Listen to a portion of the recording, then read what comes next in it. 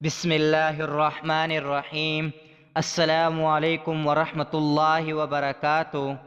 ترمذی شریف میں حضرت عبداللہ بن مسعود رضی اللہ تعالیٰ عنہ سے روایت ہے، وہ رسول اللہ صلی اللہ علیہ وسلم سے روایت کرتے ہیں کہ آپ صلی اللہ علیہ وسلم نے ارشاد فرمایا کہ قیامت کے دن جب حساب کتاب کے لیے بارگاہ خداوندی میں پیشی ہوگی تو آدمی کے پاؤں اپنی جگہ سے سرک نہ سکیں گے جب تک اس سے 5 چیزوں کے بارے میں پوچھ گچھ نہ کر لی جائے۔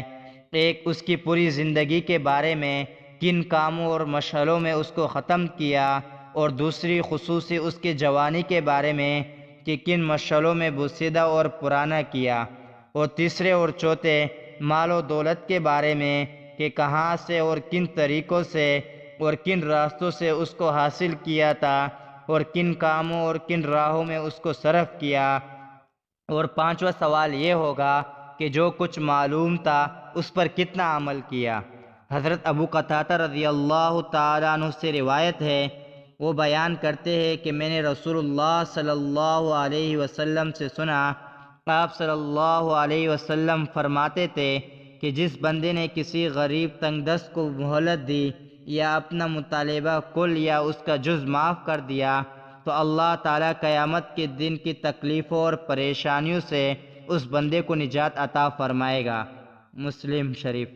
حضرت انس رضی اللہ تعالیٰ عنہ سے روایت ہے کہ رسول اللہ صلی اللہ علیہ وسلم نے فرمایا کہ لوگوں کے لیے ایک وقت ایسا آئے گا کہ صبر اور استقامت کے ساتھ دین پر قائم رہنے والا بندہ اس وقت اس آدمی کے مانند ہوگا جو ہاتھ میں چلتا ہوا انگارہ تام لے۔ ترمذی شریف۔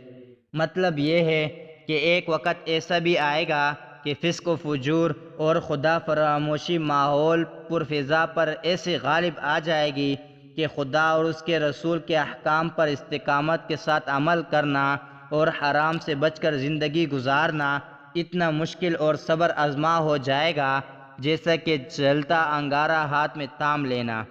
حضرت ابو ہریرہ رضی اللہ تعالیٰ عنہ سے روایت ہے کہ رسول اللہ صلی اللہ علیہ وسلم نے ارشاد فرمایا کہ جلدی کر لو اعمال صالحہ ان فتنوں کے آنے سے پہلے جو اندھیری رات کے ٹکڑوں کی طرح پے در پہ آئیں گے۔ حال یہ ہوگا کہ صبح کرے گا آدمی اس حال میں کہ وہ ایمان سے محروم ہو چکا ہوگا، اور شام کو وہ مومن ہوگا، اور اگلی صبح مومن نہ رہے گا، کافر ہو جائے گا۔ دنیا کی متاع قلیل کے بدلے وہ اپنا دین اور ایمان بیچ ڈالے گا۔ صحیح مسلم شریف۔ اللہ رب العزت ہم سب کو ان باتوں پر عمل کرنے اور اپنی زندگی سنوارنے کی توفیق عطا فرمائے۔ آمین ثم آمین۔